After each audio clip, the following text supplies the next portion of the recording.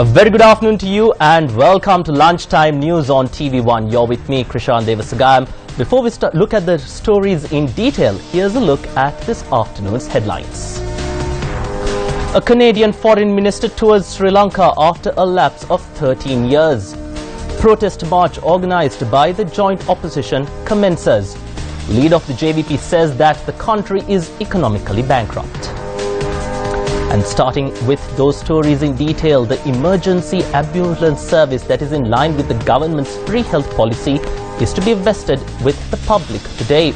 The ambulance service is a result of the visit of Indian Prime Minister Narendra Modi to Sri Lanka. $7.6 million was spent for the project. The commencement ceremony is currently underway at the Colombo Golf Face Green.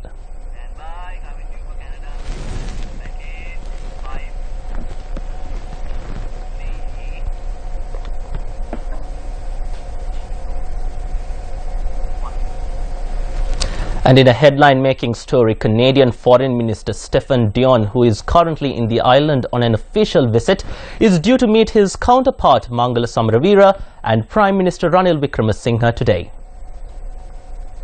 The Canadian Foreign Minister, who arrived in the island yesterday, was greeted by officials of the Foreign Ministry at the Katunaika International Airport. The ministry stated that this is the first time in over 13 years that a Canadian Foreign Minister has visited the island. During this visit, the Canadian Foreign Minister is also scheduled to meet with President Maithripala Sirisena. Stephen Dion is scheduled to tour the Jaffna region tomorrow and meet with the Governor of the Northern Province, Reginald Curray. Inspector General of Police Pujith Jayasundara says that information has come to light that a tense situation could arise as a result of the march and other activities that have been organized by political parties in Kandy. Issuing a communique, the Inspector General of Police requests the public to refrain from engaging in activities such as this. The IGP informs the public to be vigilant about activities of this nature.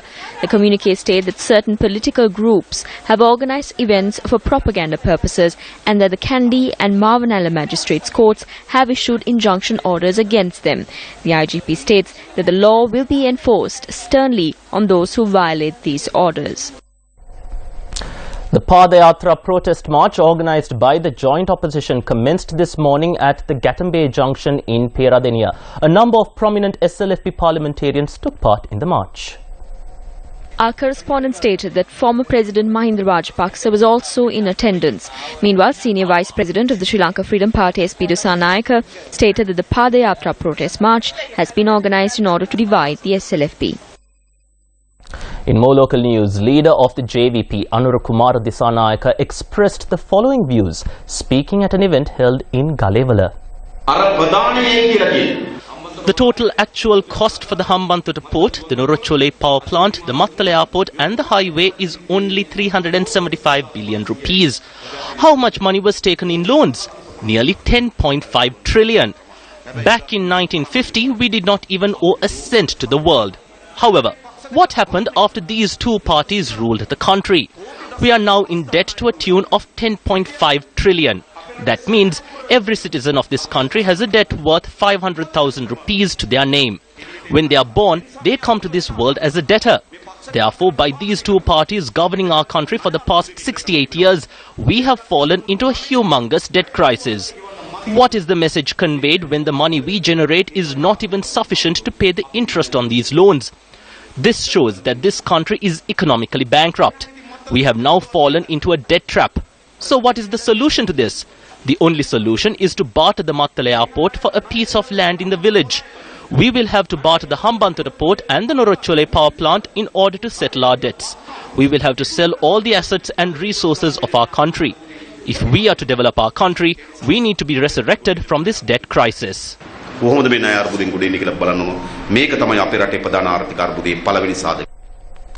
discussion was held on the eradication of dengue in Kadwala yesterday under the auspices of Minister of Local Government and Provincial Councils. Officers of the Kadwala Urban Council, including the Urban Commissioner, were present at the event that took place at the auditorium of the Kadwala Urban Council. Let's talk about the reality. People used to be afraid of the environmental police unit. They were scared to dump garbage. We must engage in the exercise of strengthening the environmental police unit once again. If we strengthen our environmental police, we can find solutions to the garbage problem and the dengue problem. If new amendments are needed to the Act, we can present them to Parliament. Especially there are those in the upper class who spend over 5,000 rupees on a single meal. Let them live in that mentality. I think if we take stern legal action and reach our goals, we will not be able to provide support to these people.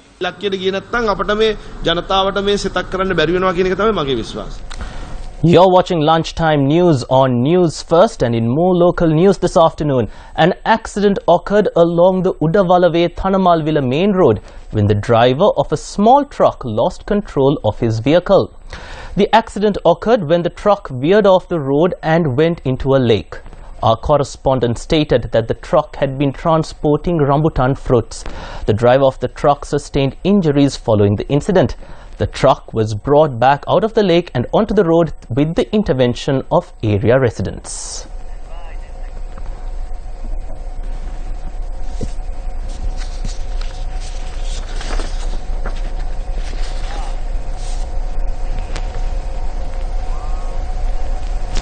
Meanwhile, on a somber note, one person died following a collision between a three-wheeler and a train at the Godavela level crossing in Polgahavela. Police say that an express train which was travelling from Mahava to Colombo had collided with the three-wheeler which was travelling from Kurunagala. The deceased was identified as a 47-year-old resident of Galugamua, Kurunagala. The Colombo Railway Control Room said that the accident had occurred when the three-wheeler had attempted to cross the railway crossing while the gate was closed. The body of the deceased is currently placed at the Polgahavela District Hospital.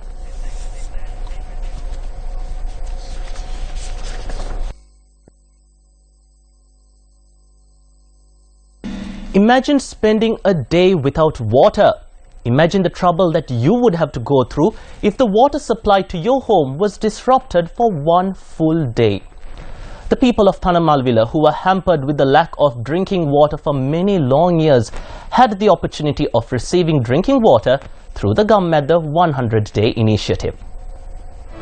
A project commenced to give 80 families of Thanamalvila Mungragala access to clean drinking water. Around 5,000 fishermen who live within close proximity to the estuary area in the Chilau Fisheries Harbour were severely inconvenienced owing to the absence of a light post at the harbour.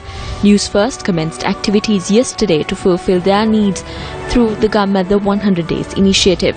Meanwhile, reconstruction work on a stretch of road from Damanayaya Junction to Alakolabava along the Vevala Road in Dambulla, which is not refurbished for over 2 decades, is also underway through the GumMeda 100 Day initiative. The projects, which got underway to provide clean drinking water for the students of the Kilinochi, Periyaparandan Tamil Vidyalaya and for the people of Borala Valigama, are also underway. These are a few more issues that we hope to resolve through the GumMeda 100 Day initiative.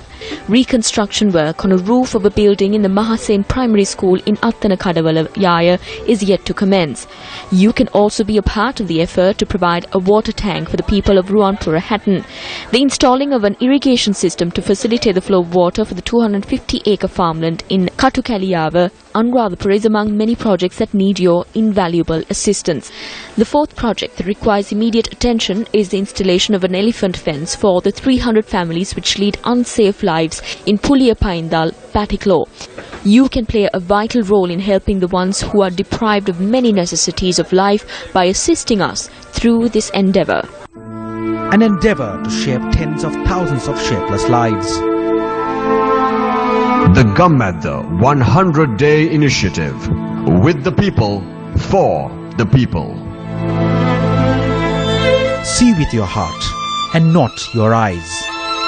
Be a part of a life-changing moment.